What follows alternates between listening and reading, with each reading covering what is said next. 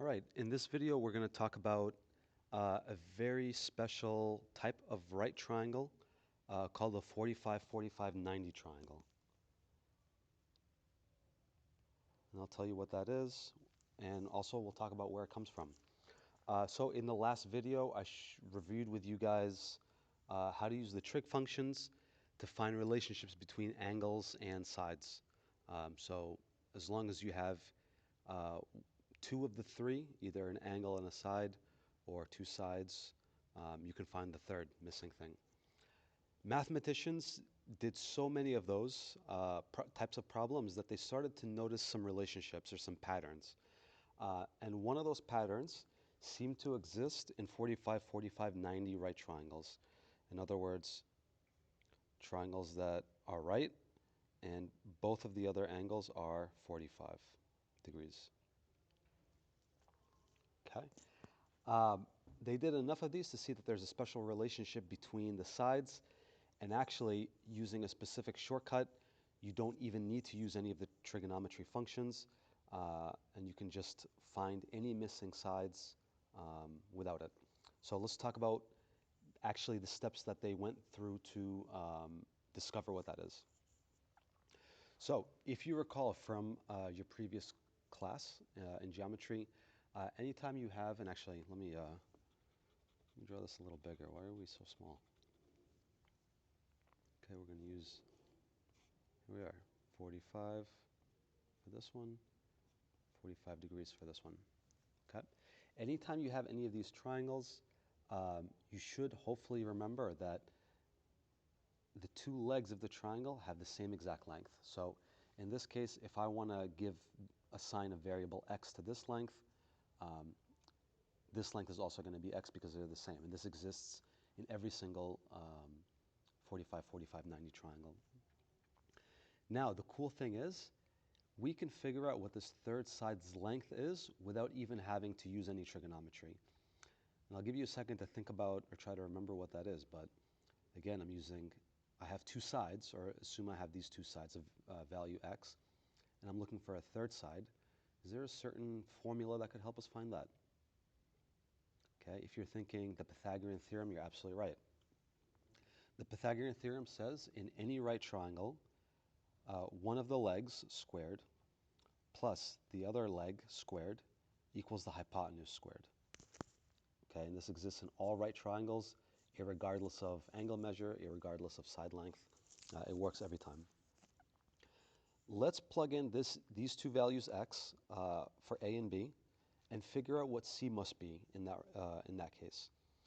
And the beauty of plugging in x and not a number value is so that it can give us a relationship to any value that x could be, and not specifically a certain case.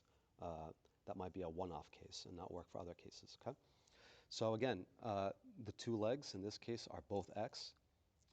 So I get x squared plus x squared equals c squared. And in this case, this is our c squared. On this side, I have x squared plus x squared. I can combine that into a 2x squared, and I still have c squared on the right side. And again, I'm solving for this missing last side, which is the hypotenuse. To get c by itself, I have to cancel out the squared, and I do that by square rooting both sides. And now what do I get? I get c equals the square root of 2x squared. All right, you might think we're stuck there, but we can actually simplify that. If you recall your radical properties, the product of two things in a radical can be split into their own radicals. So this can be rewritten as the square root of 2 times the square root of x squared. All right. Now something kind of cool happens here. We have x, which is being squared and then square rooted. And remember that square rooting is like the unsquaring, right? It's the opposite of these. So these actually cancel out, just x. Okay? And now we have x times the square root of 2, or if we can rearrange that to something that's a little prettier, we get x square root of 2. All right? So it looks like if you're trying to figure out the hypotenuse, and in a 45, 45, 90, and you have, all you got to do is take that length of the legs, which is x in this case, and multiply it by square root of 2, and that'll give you this length. So in this case here, this hypotenuse is x times the square root of 2.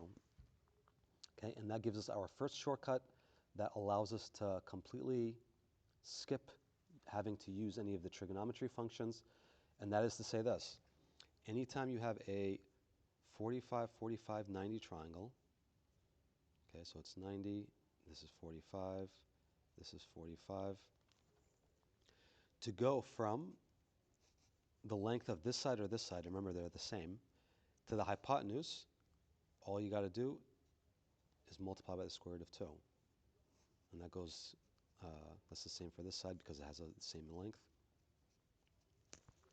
Okay, and that's kind of cool. That's a nice little trick. Now, let's imagine instead of being given the two leg lengths, you're instead given the hypotenuse and you want to find one of the leg lengths. Well, how do you go in reverse? If it's multiplied by square root of 2 to go in this direction, you would probably guess that it's divide by square root of 2 to go in the other. Okay, so that's something that you will encounter. But remember this, and that will help you know how to go in reverse. Okay, let's try a couple of examples and see what that can do for us. Here's example number 1, and the example is given this 45, 45, 90 triangle, and that the length of this side is 6. Figure out the length of this side, which we'll call x. Okay? Well, I noticed that it's a 45, 45, 90, so I can use my shortcut. I could also use trigonometry, which will help us do that as well, but this is a nice little shortcut. All we got to do is we take one of the legs. To get to the hypotenuse, we just got to multiply it by square root of 2. So the length of x is just 6 times the square root of 2, or 6 square root of 2. And that's it. Okay, easy peasy. Very nice. And again, I did also mention that you can go in reverse. So let's say we get to an example that says, here's another 45, 45, 90 triangle. Okay? But in this case, we're telling you that the hypotenuse is 4. All right? Well, I remember my shortcut that to go from a leg to a hypotenuse, it's multiplied by square root of 2. To go in reverse, it must be divided by square root of 2. So if I'm looking for x here, x is going to be that 4 divided by square root of 2. Okay, I'm just doing it in reverse. If you recall from your radical lessons or any classes that you took that involved radicals, this is kind of a no-no. So your answer here is correct. This is definitely, I mean, if you put this into your calculator, 4 divided by square root of 2, that is the answer for x. That is the length of x. However, in math, we try to avoid having a radical in the denominator, and getting it out of the denominator is referred to as rationalizing the denominator. And this is not considered simplified until you rationalize the denominator. Okay, so what do we do with that?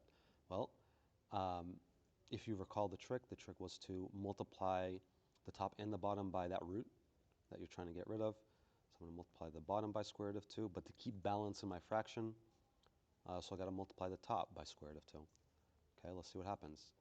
I get 4 square root of 2 over square root of 2 times square root of 2 is the square root of 4, and the square root of 4 is just 2. Okay, so I get that. And then I recall that I can simplify this even further because this can be reduced. 4 divided by 2 is just a 2.